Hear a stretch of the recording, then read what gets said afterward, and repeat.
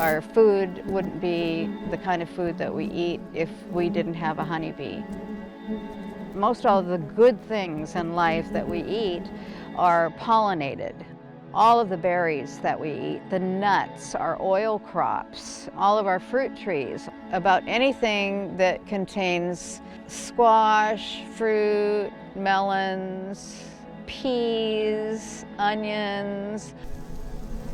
I think that bees are just an unseen, most important part of our existence, because if we don't have a food source, we don't have energy, we can't do our jobs. Life just doesn't go on without it.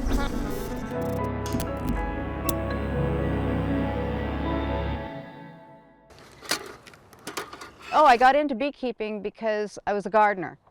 And I read that the bees were having a hard time, and I thought, well, I'll get a hive and put it in my garden and they can pollinate.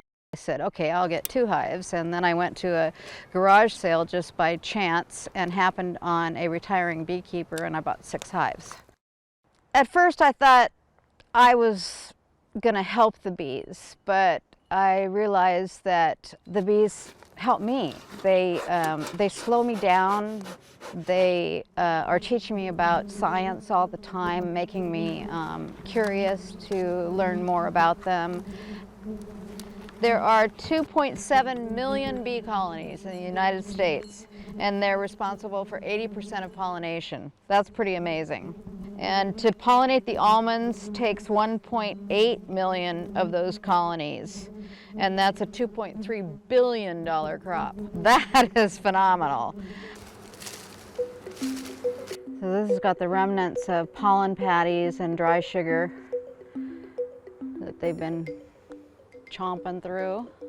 I got started in a big way and I haven't looked back.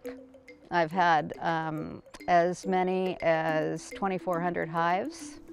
When we talk about bees is the fact that they make honey and the fact that they sting, but there's so much more to them. If you have 3 meals a day, one of them wouldn't be there if there weren't bees. Every 3rd bite that we have is there because a bee pollinated it. If we didn't have bees, we wouldn't have the great diets that we have. We'd be eating wind-pollinated crops, which are like wheat and corn and rice. It'd be really, really boring. When a plant is growing, one of the things that it does is to put out a flower. And that flower is only going to turn into food if a bee lands on it.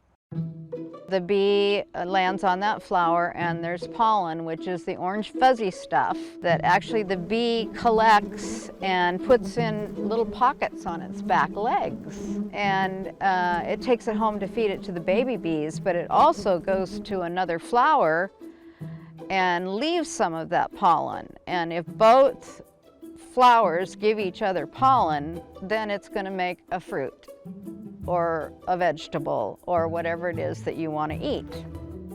It's important to realize how important they are to us.